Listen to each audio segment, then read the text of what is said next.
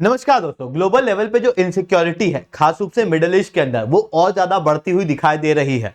Recently क्या हुआ है कि जब इजराइल के ऊपर ईरान द्वारा ड्रोन से और मिसाइल से अटैक किया गया, ठीक उसके बाद अभी 20 तारीख की एक खबर देखने को मिल रही है, यानी कि ये आज ही की खबर है जिस समय वीडियो बना रहा हूं, कि इजराइल ने भी ईरान के ऊपर अटैक किया है। हालांकि कई सारी मीडिया रिपोर्ट ये बता रही है कि इजराइल ने जो ईरान के ऊपर अटैक किया उसके अंदर मिसाइल का भी प्रयोग किया गया है, पर ईरान का कहना यह है कि हमारे ऊपर कोई भी मिसाइल से अटैक नहीं किया गया है। हाँ, ड्रोन से अटैक जो है वो जरूर किया गया है। अब इजराइल और ईरान का ये जो कॉन्फ्लिक्ट है इसकी वजह से ग्लोबल लेवल पे हर एक देश के ऊपर असर पड़ रहा है। वहीं भारत, जो कि काफी ज्यादा लिंक है ईरान से भी और इजराइल से भी, भारत की अर्थव्यवस्था जो इन दोनों ही कंट्रियों से काफी ज्यादा जुड़ी हुई है, भारत की अर्थव्यवस्था के ऊपर इन चीजों का बड़ा असर पड़ने वाला है। भारत की ऑयल सिक्योरिटी के ऊपर, भारत के वेपन सप्लाई के ऊपर, भारत के चावल की सप्लाई के ऊपर, इन सब के ऊपर असर पड़ेगा।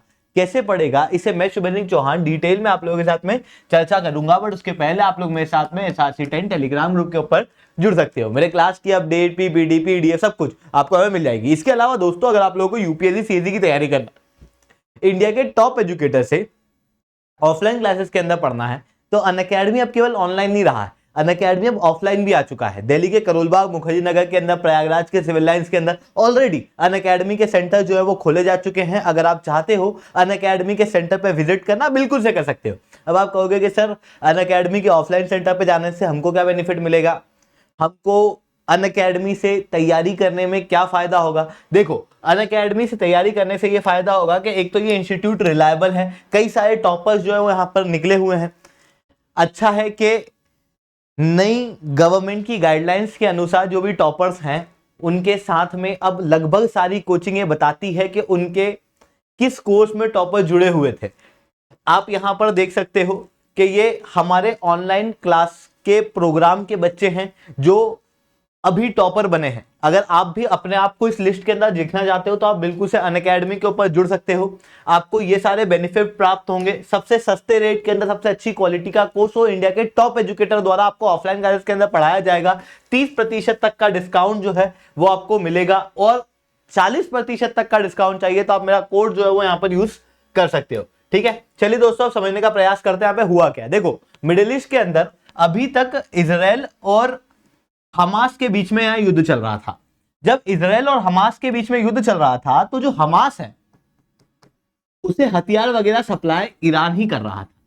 मतलब ईरान अभी तक इस युद्ध में डायरेक्ट नहीं जुड़ा था, ईरान इस युद्ध के अंदर इनडायरेक्टली जुड़ा हुआ था। जब हमास को ईरान सपोर्ट करता है और इसी हमास के ऊपर इजराइल द्वारा अटैक किया जा रहा था, तो ईरान ने अपने दूसरे हथकंडों का यूज करना शुरू किया। फॉर एग्जाम्पल, यमन के अंदर बैठे हुतीस के जरिए इस एरिया को ब्लॉक करने का प्रयास किया। वहीं लेबनान के अंदर हिजबुल्लाह के जरिए भी अटैक कराने का प्रयास किया इजराइल के ऊपर। पर इन सारे तरीकों के जरिए ईरान जो है वो इस युद्ध में डायरेक्ट नहीं उतर रहा था, और पूरे ग्लोबल लेवल पे ये कंसर्न था कि कहीं ऐसा ना हो कि ये जो इजराइल हमास का युद्ध है ये मिडिल ईस्ट के अंदर पूरा फैल जाए, और अगर ऐसा होगा तो ग्लोबल लेवल की इकोनॉमी के ऊपर एक बड़ा असर पड़ेगा। इसकी एक शुरुआत हम लोगों को देखने को मिली जब ईरान ने इजराइल के ऊपर अटैक कर दिया और ईरान इस युद्ध के अंदर डायरेक्टली इन्वॉल्व हुआ। फिर खतरा यह देखने को मिला कि अगर अब इजराइल रिटेलिएट करेगा तो फिर यह युद्ध और ज्यादा बढ़ जाएगा। हालांकि इजराइल ने रिटेलिएट किया, पर बहुत बड़े पैमाने पे नहीं किया, क्योंकि ग्लोबल लेवल से प्रेशर पड़ता हुआ दिखाई दे रहा था। तो मोस्ट प्रोबेबली अभी ये जो युद्ध है या फिर अभी ये जो इजराइल का काउंटर अटैक था ये लगभग आखिरी होगा, ऐसा ग्लोबल लेवल के कई सारे एक्सपर्ट्स जो है वो मान रहे हैं।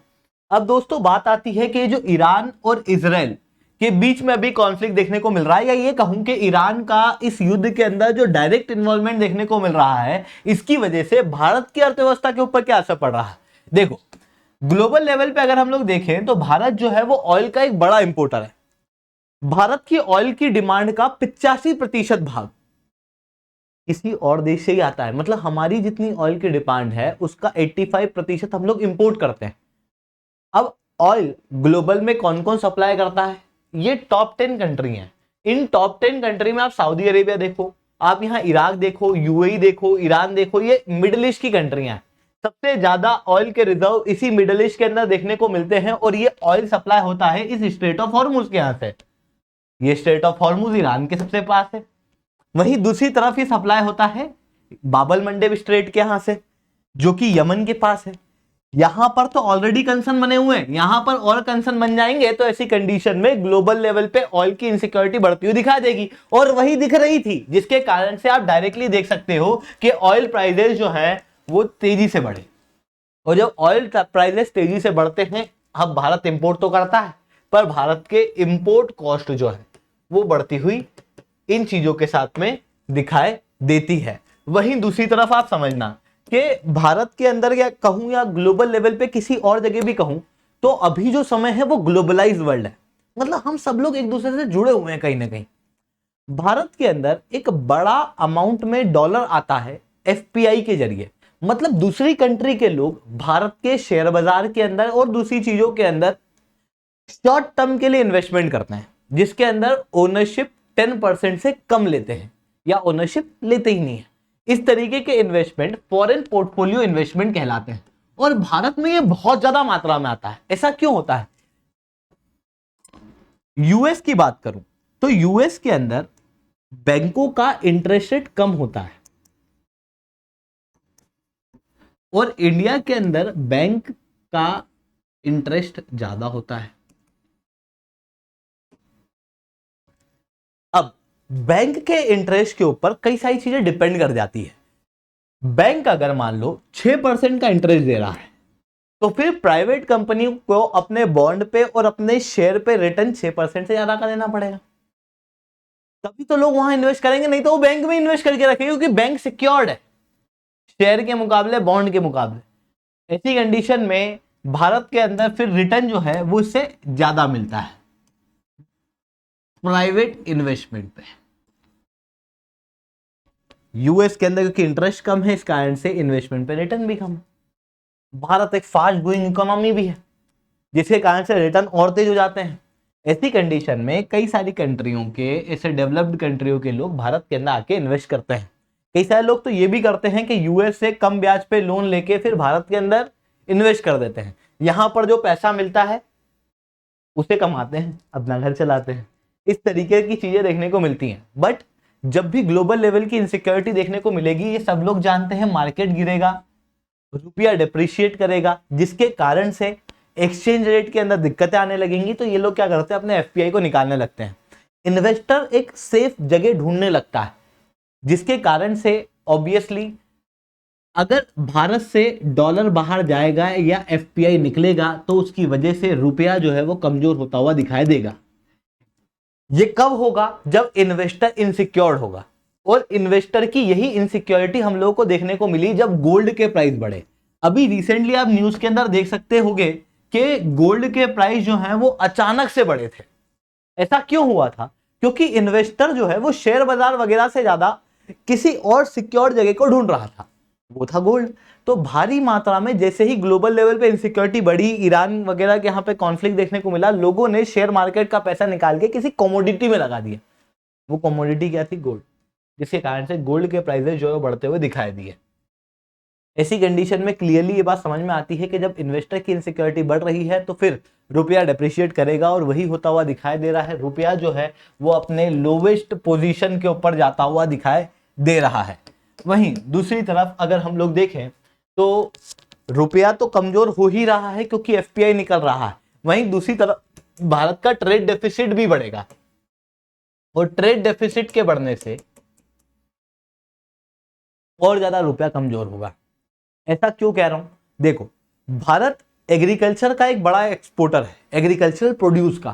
For example rice, basmati rice, non basmati rice को हम लोग भारी मात्रा में एक्सपोर्ट करते हैं और उनमें से एक बड़ा चंक ईरान जाता है।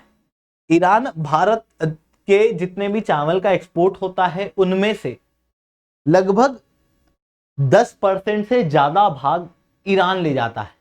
पर ईरान के अंदर अगर इनसिक्योरिटी होगी तो हमारा चावल वहां नहीं पहुंच पाएगा, जिसके कारण से ट्रेड डेफिसिट बढ़ने लगेगा। वहीं चावल के रेट आप क्लियरली देख सकते हो इसी कारण से गिर रहे हैं।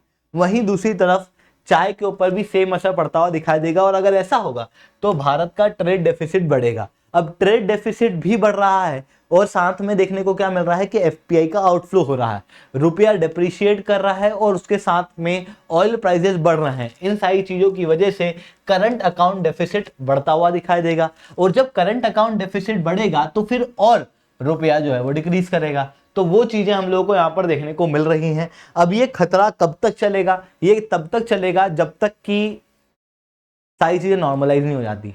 कुछ दिनों तक अगर न इजराइल कुछ करता है न ईरान कुछ करता है तो वापस चीजें नॉर्मल हो जाएंगी और वापस से मार्केट जो है वो ठीक हो जाएगा, चीजें जो है वो साधारण देखने को मिलेंगी। बट अगर यहाँ पर इजराइल या ईरान के द्वारा और इस कॉन्फ्लिक्ट को बढ़ाने का प्रयास किया जाता है तो ऐसी कंडीशन में न केवल इंडिया की अर्थव्यवस्था के ऊपर बल्कि ग्लोबल लेवल की लगभग सारी अर्थव्यवस्थाओं के ऊपर बहुत नेगेटिव असर पड़ता हुआ दिखाई देगा। आई होप आप लोग ये सारी बातें समझ चुके होंगे। लेक्चर अच्छा लगा हो तो लाइक करना, लेक्चर बहुत अच्छा लगा हो तो नीचे एसआर10 कमेंट करना। अगर आप लोगों को यूपीएससी सीएससी की तैयारी करना है, इंडिया के टॉप एजुकेटर से ऑफलाइन क्लासेस के अंदर जुड़ना है तो आप लोगों के पास में बहुत अच्छा मौका है। अनअकैडमी अब केवल ऑनलाइन नहीं रहा है बल्कि अनअकैडमी ऑफलाइन भी आ चुका है। दिल्ली के करोलबाग मुखर्जी नगर के अंदर, प्रयागराज के सिविल लाइंस के अंदर ऑलरेडी हमारे सेंटर्स खोले जा चुके हैं। अब आप कहोगे कि इन सेंटर्स से आपको क्या बेनिफिट मिलेगा, इस वीडियो को एंड तक देखना, आप समझ जाओगे।